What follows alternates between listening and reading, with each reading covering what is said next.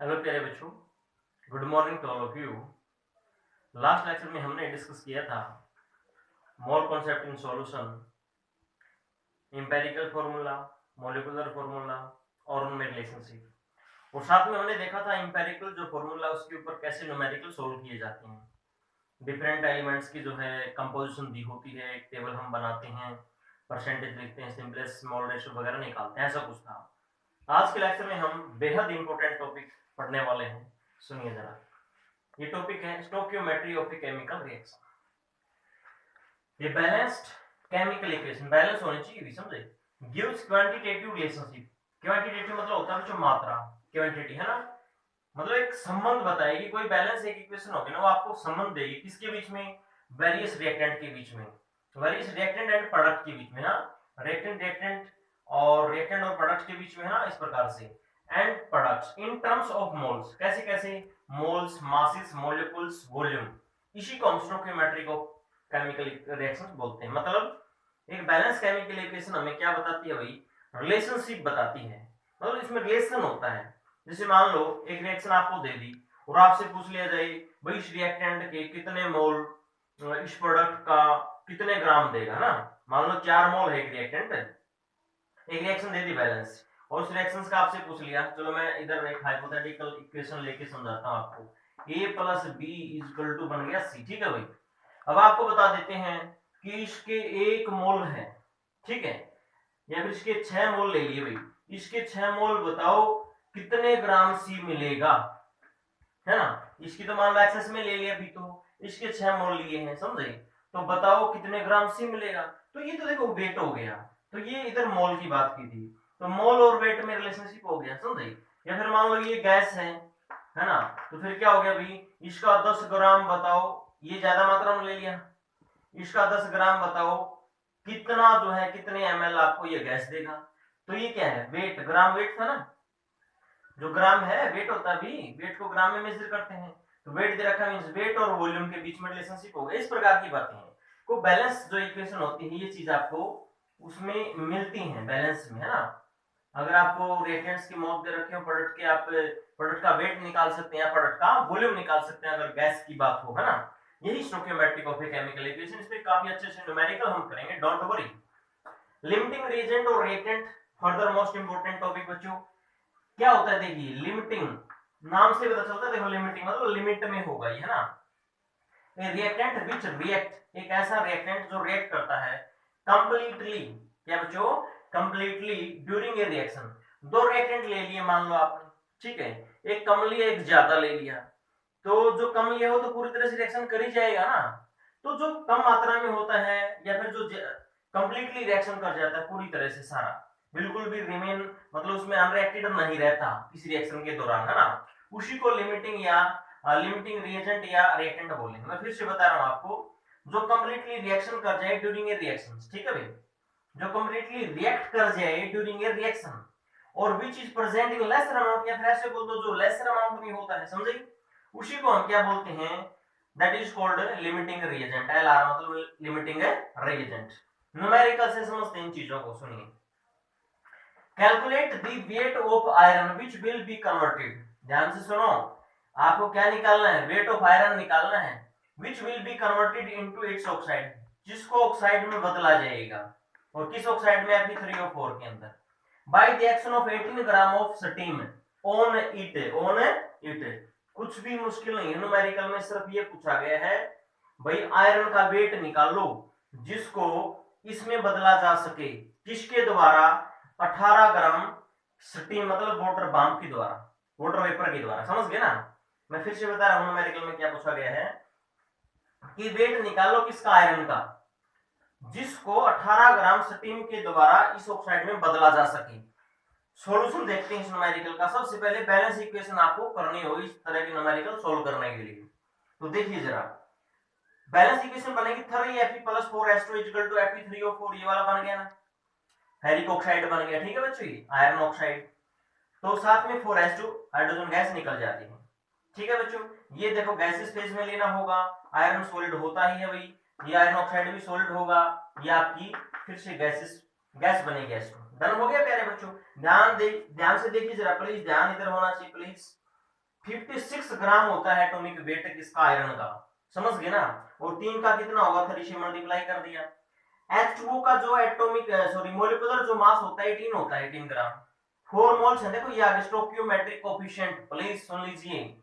जो आगे लिखा होता है ना, जैसे यहाँ 3 है, यहाँ पे 4 है, यहाँ पे 4 है, इसको हम स्टोइकियोमेट्रिक कोफिशिएंट बोलते हैं।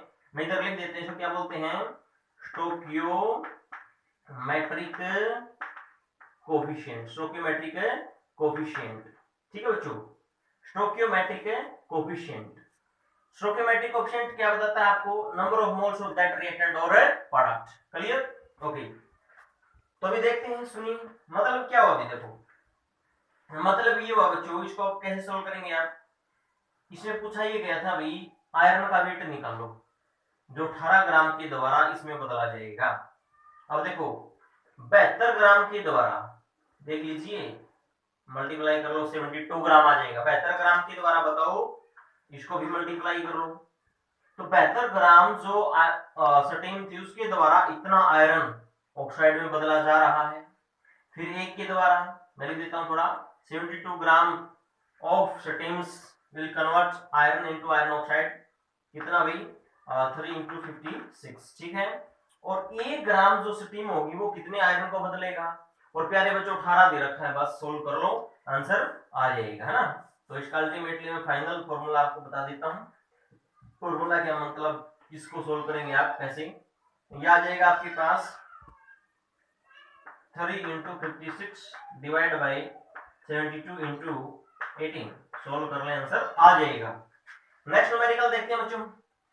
Calcium carbonate react with aqueous HCl, ध्यान दें एक्वस HCl, ठीक है। HCl क्या होता है, hydrochloric acid. According to the reaction, ध्यान से सुनो क्या बताया इसने, कैल्शियम कार्बोनेट रिएक्ट करता है HCl के साथ, ठीक है, अच्छी बात है। कैसे करता है वो भी बता दिया। CaCO3 सॉलिड है प्लस 2 HCl, एक एक्वस है मतलब, है ना, पानी के अंदर, इक्वल टू क्या बना देगा, CaCl, तो बैलेंस होने चाहिए रिएक्शन, वो देख लेना भाई। प्लस ये एक्वस है plus CO2 gas plus H2O liquid, ठीक है भाई।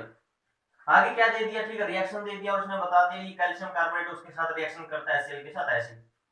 व्हाट मास ऑफ, अब इसने क्या पूछ लिया सुनिए, what mass of calcium carbonate is required to react. भाई कैल्शियम कार्बोनेट का मास कितना चाहिएगा क्या करने के लिए, कंप्लीटली रिएक्ट करने के लिए, किसके साथ, 25 ml ऑफ 25 ml HCl के साथ। सुन लीजिए 25 ml HCl है, और क्या है उसमें कितना भी कंसंट्रेशन क्या है उसकी, 0.75 मोल HCl। पहले बच्चों इसने रिएक्शन भी दे दी कैल्शियम कार्बोनेट और HCl की, और इसने बता दिया भी ऐसे रिएक्शन होती है। फिर इसने क्या पूछ लिया भी कितना कैल्शियम कार्बोनेट चाहिएगा क्या करने के लिए, पूरी तरह से रिएक्शन करने के लिए, किसके साथ है, 25 ml 0.75 मोलर HCl के साथ। अब सुनो इस रिएक्शन से हमें क्या पता चल गया भाई, इस रिएक्शन से ये पता चल गया CaCO3 का मोलर मास आ जाएगा, कितना आ जाएगा इसका मास भाई, फॉर्मूला मास बच्चों 100 ग्राम आ जाएगा। कैल्शियम का 40 होता है, कार्बन का 12, एक ऑक्सीजन का 16, 3 का मल्टीप्लाई करके कितना 48, सभी को प्लस कर दो 100 आ जाएगा। इस रिएक्शन से हमें ये पता चलता है ये जो 100 ग्राम जो कैल्शियम कार्बोनेट वो रिएक्शन करता है किसके साथ, इधर कितना आ जाएगा 73, समझे, क्योंकि एक HCl का जो मोलर मास 36.5 ग्राम होता है भाई, दो का कितना हो जाएगा 73 ग्राम। तो इस रिएक्शन से पता चल रही है हमें। अगर अब हमें ये पता चल जाए इस 25 ml के अंदर, ये जो 25 ml है जिसकी कंसंट्रेशन ये है, इसके अंदर कितना कितना HCl है ग्राम में, समझे, तो न्यूमेरिकल सोल्व हो गया। तो सुनो इधर लिखा हुआ है, ये है इधर सॉल्यूशन, तो इसमें सॉल्यूशन में क्या लिख दिया, 25 ml of 0.75 molar of HCl, ये बराबर होगा बच्चों किसके, 0.6 ग्राम ऑफ HCl की, समझ गए। ये चीज आई कैसे, अब सुन लो, ये लॉजिकली आपको समझनी पड़ेगी। देखो मोलरिटी हमने पढ़ा था, उसका मतलब क्या था, moles of solid present in 1 litre of this solution, समझे। तो इसका मतलब क्या हुआ, जो HCl है ना 0.75 मोल है एक लीटर के अंदर, ठीक है भाई, 1000 ml के अंदर। ये बात तो क्लियर है अकॉर्डिंग टू मोलरिटी, ठीक है भाई, मोलरिटी के फॉर्मूले से या उसकी डेफिनेशन से। 0.5 कैपिटल M दे रखा है मतलब मोलरिटी, छोटा m होता तो मतलब मोलरिटी, वो लास्ट वीडियो देख लेना, लास्ट वीडियो बच्चों उसमें सारी कुछ बता रखा आपको मोलरिटी के बारे में। 0.75 मोल है 1000 ml के अंदर, ठीक है ना, सॉल्यूशन में HCl की।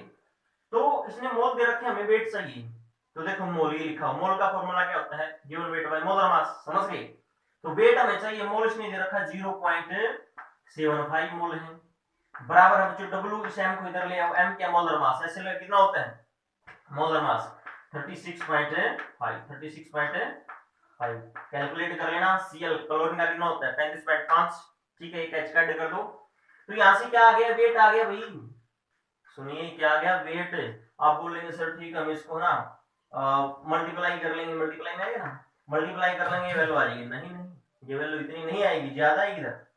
ये आया है ठीक है वेट, लेकिन ये किसका वेट आया है, ये तो आया बच्चों 1000 ml के अंदर आया है ना। तो अब आप क्या देखेंगे 1000 ml के अंदर है इतना, 1 ml में कितना होगा, और बच्चों 25 में कितना होगा, ऐसे निकालना पड़ेगा। मैं फिर से बता रहा हूँ, इसका मतलब है 0.75 मोल HCl, मतलब इतने मोल है HCl के 1 लीटर में, समझे। तो मतलब इस मोल को पहले वेट में बदल लो, ऐसे बदल लिया, तो इसका मतलब 1 लीटर में है इतने ग्राम। तो इतने जो ग्राम है 1 लीटर मतलब 1000 ml के अंदर एक, अब क्या हुआ 1000 ml में बच्चों इतने ग्राम आ जाएगा। उसके बाद क्या होगा 1 ml में कितने होगा 1/1000, ठीक है, सॉरी ये जो वैल्यू आएगी इधर से उसको डिवाइड कर देना 1000 ml से, फिर 25 ml इसने पूछ रखा, 25 से मल्टीप्लाई करके तब जाके ये वैल्यू आएगी। आगे बढ़ते हैं, अब सुनो 73 ग्राम HCl रिएक्ट करता है किसके साथ 100 ग्राम, 73 ग्राम HCl को कितने ग्राम CaCO3 चाहिए, इसने CaCO3 पूछ रखा कितना चाहिएगा, ठीक है। इस रिएक्शन से पता चला ये चीज हमें, रिएक्शन देख लो, इसका 73 ग्राम है और इसका 100 ग्राम है, 73 ग्राम HCl को 100 ग्राम चाहिए, लिख दिया मैंने। 1 ग्राम HCl को चाहिए कितना 100/73, और बच्चों जो ये वैल्यू आएगी इधर देखो HCl कितना है 25 ml के अंदर उतना, तो इतने ग्राम HCl के लिए कितना कैल्शियम कार्बोनेट चाहिएगा, इतना आ जाएगा, सोल्व कर लेना। 100/73 into this value is equal to this, okay। तो ये था बच्चों कुछ न्यूमेरिकल, कुछ और हम अच्छे से न्यूमेरिकल देखेंगे, लिमिटिंग रिएजेंट्स और स्टोइकियोमेट्री ऑफ द रिएक्शंस पे। यहाँ तक अच्छे से देखें, कोई दिक्कत अगर आपको आती है कमेंट सेक्शन में आप बता सकते हैं, पूछ सकते हैं। फिर से thank you for watching this video.